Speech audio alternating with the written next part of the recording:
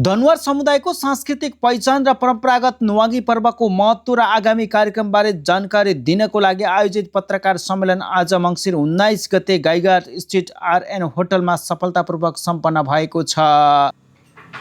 पत्रकार अतिथिज्यूहरू, विभिन्न सम्मानीय सञ्चार माध्यमका सम्पादकज्यूहरू, पत्रकार रिपोर्टर, क्यामेरा पर्सन, अनलाइन तथा सामाजिक सञ्जालका सक्रिय मिडिया साथीहरू, आयोजक समितिको तर्फबाट हजुरहरू सबैमा हार्दिक नमस्कार, अभिवादन, स्वागत गर्दछु। आज हामी यहाँ राष्ट्रिय नुवागी नेमान पर्व 2082 सम्बन्धी सम्पूर्ण आधिकारिक जानकारी गराउनका लागि उपस्थित भएका छौँ। कार्यक्रमको उद्देश्य समय तालिका व्यवस्थापन, सुरक्षा तथा समुदायको अपेक्षाबारे विस्तृत रूपमा साझा गर्न उपस्थित भएका छौँ। आगामी मङ्सिर 25 र 27 को मुख्य कार्यक्रमहरूको घोषणा भएको छ। सम्मेलनमा त्रियुगा नगरपालिका 8 बैरेनी चौरमा आयोजना हुने आगामी 3 दिन भव्य नुवागी तथा सांस्कृतिक उत्सवको कार्यसूची सार्वजनिक गरिएको छ। दनुवार समुदायको नयाँ अन्न अर्पण, पूर्वजप्रति सम्मान गर्दै धर्म, सांस्कृतिक र कृषि परम्पराको पवित्र प्रतीक हो। यो पर्व दनुवार समुदायको अस्तित्व, पहिचान, सभ्यता, सांस्कृतिक निरन्तरता समेत प्रतिनिधित्व गर्ने ऐतिहासिक धरोहर हो।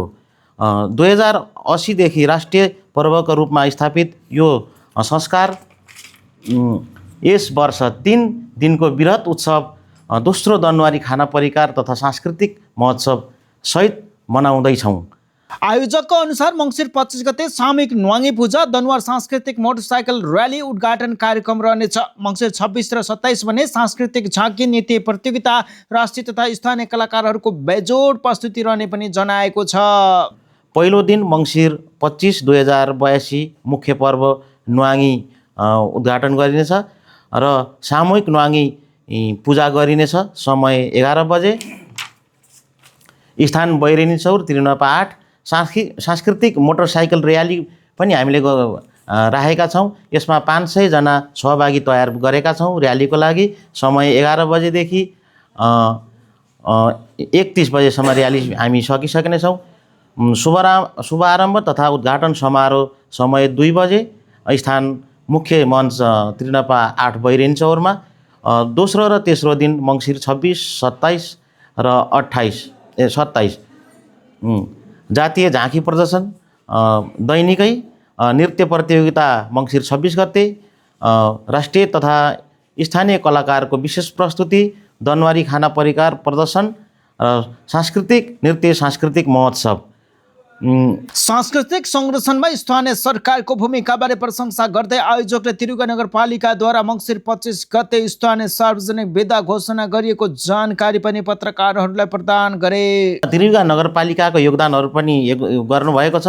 त्रियुगा नगरपालिकाले यस पर्वलाई सफल बनाउन मङ्सिर 25 गते 2082 स्थानीय सार्वजनिक विदा घोषणा गरिसक्नु भएको छ। मञ्च, ध्वनि प्रकाश तथा बैठक व्यवस्थापन, सुरक्षा, ट्राफिक, स्वास्थ्य सेवा, सरसफाई र पार्किङ तथा भिड व्यवस्थापनको लागि नगर प्रहरीलाई पनि खटाइएको जानकारी गराउँछु। स्थानीय कलाकार र झाँकी प्रोत्साहन, प्रचार प्रसार चाहिँ सहयोग गर्नुभएको छ नगरपालिकाले। यसका मुख्य आकर्षकहरू दनुवारहरूको परम्परागत नुवागी संस्कारलाई पहिलो दिन 500 जना वृहत सांस्कृतिक मोटरसाइकल र्याली, अनि हामीले यो मेला चाहिँ ओपन फेस्ट भिलेज खुल्ला, यसमा कुनै शुल्क नलिकन खुल्ला रूपमा हामीले यो महोत्सव गरेका छौँ। सञ्चारकर्मीहरूले पर्वको व्यवस्थापन, सुरक्षा व्यवस्था, कार्यक्रमको आर्थिक पक्ष, सांस्कृतिक प्रस्तुति तथा सहभागी समुदायको प्रतिनिधित्व बारे विभिन्न प्रश्न सोधेका थिए। आयोजक टोलीले सबै प्रश्नहरूको विस्तृत जवाफ दिएको थियो।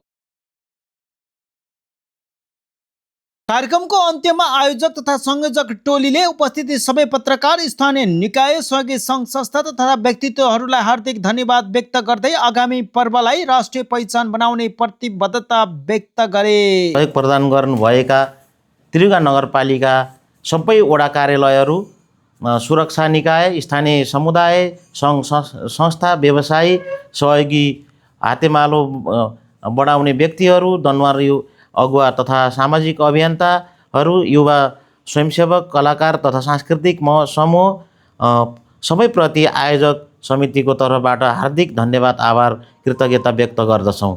कार्यक्रममा आयोजकले अपूर्ण र अपुष्ट समाचार प्रकाशन नगरिदिन पत्रकारहरू समक्ष पनि अनुरोध गरेको छ। पत्रकार साथीहरूसँग विशेष अपेक्षा म के गर्न चाहन्छु भने तथ्यपरक र सकारात्मक समाचार प्रकाशन र सांस्कृतिक पहिचान प्रवर्धनमा साथ कार्यक्रम स्थल कभरेज तथा प्रत्यक्ष रिपोर्टिङ समुदायमा सूचना प्रवाह गरिदिन हार्दिक अनुरोध गर्दछु। यति भन्दै अब केही जिज्ञासा छ भने फेरि पनि यहाँहरूलाई म गर्नेछु। हस्त, धन्यवाद। एउटा जिज्ञासा सोधिहालेँ कि हजुर, यो लागत कति हो बताइदिनु। यसमा चाहिँ धन्यवाद हजुरलाई। यसमा चाहिँ त्रियुगा नगरपालिकाले पनि सहयोग गर्नुभएको छ। त्यसै गरी कति गर्नुभएको छ? त्रियुगा नगरपालिकाले अहिले 60,000, त्यसै गरी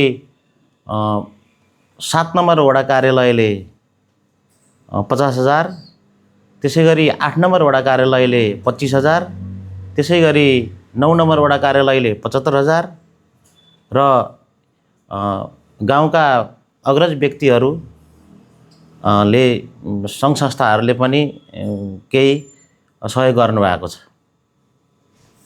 हस् त, कार्यक्रम स्थानीय सरकारमा म कार्यक्रम प्रस्तुता सैन्दोज दनुवार पनि यहाँहरू समक्ष बिदा चाहन्छु। नमस्कार।